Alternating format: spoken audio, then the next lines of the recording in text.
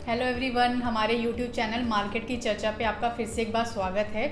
हर बार की तरह हम आज आपकी फिर से क्वेरीज सॉल्व करेंगे और आपको कैसे लॉन्ग रन में प्रॉफिट बुक करना है उसके बारे में बताएंगे।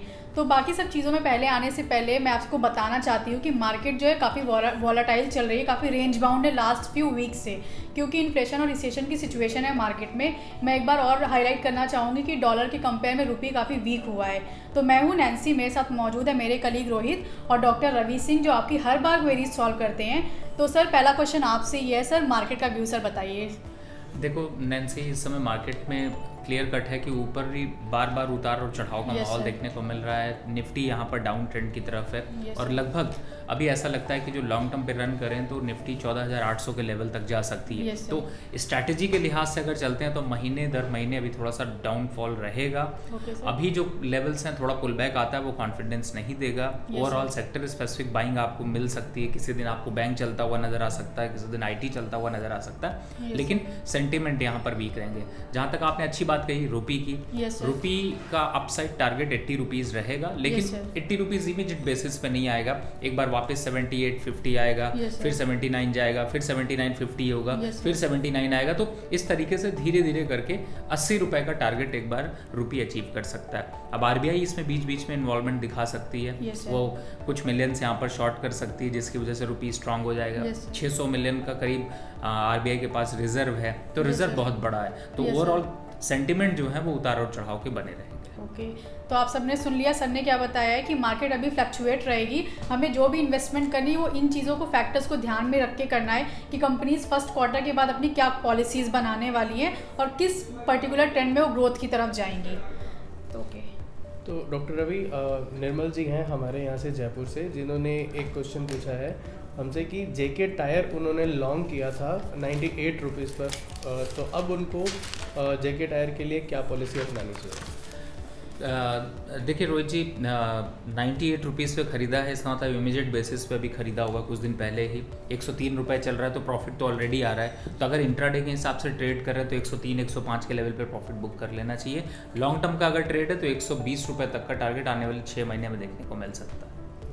Thank you. अगला क्वेश्चन है IRCTC के स्टॉक के ऊपर। ये 900 रुपये में ख़रीदा है, बट इसका करंट प्राइस जो है वो 640 रुपये चल रहा है। ये सवाल हमसे निर्मल जी ने पूछा है लखनऊ से। मेरे हिसाब से अभी फ़िलहाल IRCTC के प्राइस की बात करें तो रोज 575 या 580 रुपये के पास चल रहा है। और आप समझ सकते हैं कि इतना बड़ा जब किसी में डाउनफॉल देखने को मिले तो सबसे बड़ी बात है स्टॉप लॉस आप ज़रूर मेंटेन करिए। और शेयर इंडिया के प्लेटफॉर्म पे हम सबको यही समझाते हैं कि रिस्क और रिवॉर्ड को आप सोच के लीजिए। अगर आप रिस्क ले रहे हैं 25 पैसे का तो रिवॉर्ड आपका 50 पैसे होना चाहिए। उल्टा मत करिए कि रिस्क जो है वो 1 रुपये का और रिवॉर्ड आपको 25 पैसे मिल रहे हो। तो ये सिचुएशन कुछ ऐसी है। IRCTC अभी डाउन ट्रेंड में 550 रुपये तक जा सकता है। तो मुझे ऐसा लगता है कि अब वो टाइम आ गया कि आप IRCTC को छोड़ के आप दूसरे स्टॉक की तरफ जाएँ। ओके, तो sir next question sir Ranjeet पूछ रहे हैं पटना से। सर, उन्होंने गुजरात गैस के 400 शेयर्स परचेज करे हैं। तो रंजीत सर काफ़ी कंफ्यूजिंग सिचुएशन में है कि उसको वो रोक कर रख के या सर अभी सेल करने की कंडीशन पे हो। देखो, एक तो पहली बात है नैन्सी, इनको अच्छा प्रॉफिट आ रहा है, तो मुझे लगता है कि आप अगर इंट्राडे के हिसाब से ट्रेडिंग कर रहे हैं या वीकली ट्रेडिंग कर रहे हैं तो एक बार को अप साइड में 444-45 रुपये के पास ये स्टॉक चल रहा है और 470 के आसपास, 480 के आसपास आता है तो प्रॉफिट बुक कर लीजिए, ज़्यादा अच्छा है। क्योंकि मार्केट वोलेटाइल है। तो आजकल आप जो स्ट्रैटेजी रखिए वो ऐसी रखिए कि अगर आपको लोअर लेवल पे खरीदा है, थोड़ा सा प्रॉफिट आ रहा है तो उसको बुक कर लेना चाहिए। तो मुझे लगता है आपको प्रॉफिट बुक कर लेना चाहिए। Okay sir, next question sir banking sector से रिलेटेड है। सर, आपने पहले ही बताया कि बैंकिंग काफ़ी स्ट्रॉन्ग चल रही है, बट ये क्वेश्चन सर चित्रांश का छत्तीसगढ़ से आया है। सर, ये इन्होंने इंडसइंड बैंक के 780 शेयर्स परचेज करे हैं। तो सर चित्रांश को सर ये शेयर परचेज करने चाहिए अभी या फिर सर सेल कर दें उनको? देखो, इंडसइंड बैंक काफ़ी लॉन्ग रन पे एक अच्छा अपसाइड मूव दिखा चुका है, एक अच्छे करेक्शन पे है और इस समय 830-840 के पास चल रहा है। मुझे लगता है कि 880 के आसपास आता है तो इनको भी एक बार यहाँ पर प्रॉफिट बुक कर लेना चाहिए। सफिशिएंट प्रॉफिट होगा अगर इंट्राडे की स्ट्रैटेजी के हिसाब से ट्रेड कर रहे हैं। लॉन्ग टर्म स्ट्रैटेजी अभी थोड़ा सा रुक कर बनानी चाहिए। Okay, so Chitransh, all the best. आप इस पर प्रॉफिट बुक कर सकते हैं अपना। जी। अगला सवाल शिवानी सिंह का है। ये हमारे गाज़ियाबाद से ही हैं क्लाइंट, और इन्होंने हिंडाल्को के ऊपर सवाल किया है कि इन्होंने 400 रुपये पे हिंडाल्को का शेयर खरीदा था। अब जो है 328 के आसपास वो मूव कर रहा है, तो उनको बाय अभी ये होल्ड करके रखना चाहिए या फिर इसे सोल्ड आउट कर देना चाहिए? देखिए रोहित जी, पूरा स्टील सेक्टर एक करेक्शन फेज में 40% अपसाइड से डाउनफॉल देखने को मिल चुका है, चाहे टाटा स्टील हो या फिर जिंदल स्टील हो, हिंडाल्को है, आपका नेशनल एल्युमिनियम है। सो सिचुएशन ऐसी जगह पे कि अगर लॉन्ग टर्म निवेश है तो मुझे लगता है कि बने रहना चाहिए, लेकिन अगर इंट्राडे के हिसाब से ट्रेड कर रहे हैं तो थोड़ा सा वेट कर लीजिए। 329 का भाव आसपास चल रहा है, 328 329, मुझे लगता है कि 400 का लेवल बहुत ज़्यादा दूर नहीं है। तो अभी आप मैं ये सजेशन दूंगा कि आप एक 300 के स्टॉप लॉस से आप बने रहिए, लेकिन ध्यान रखिए, प्रोग्राम भी वॉच करिए। वापस से अगर 400 के आसपास आता है तो स्ट्रेटजी रिवाइज करनी पड़ेगी आपको। हो सकता है 400 410 के आसपास आपको प्रॉफिट बुक करने की मैं राय दूँ। ओके, अगला सवाल दीपक जी ने हमसे किया है, ये सवाई माधोपुर से हैं और इन्होंने डाबर का शेयर 490 रुपये में ख़रीदा था और अब ये 520 रुपये पे करंट टाइम में चल रहा है, तो इसके लिए इनको क्या पॉलिसी अपनानी चाहिए? देखिए, डाबर में हम continue day to day basis पे आपको एक्टिविटी में काफ़ी ज़्यादा देते हैं बाय सेल की रिकमेंडेशन, और डाबर काफ़ी हद तक शेयर इंडिया ने फेवरेट स्टॉक्स में रहा है।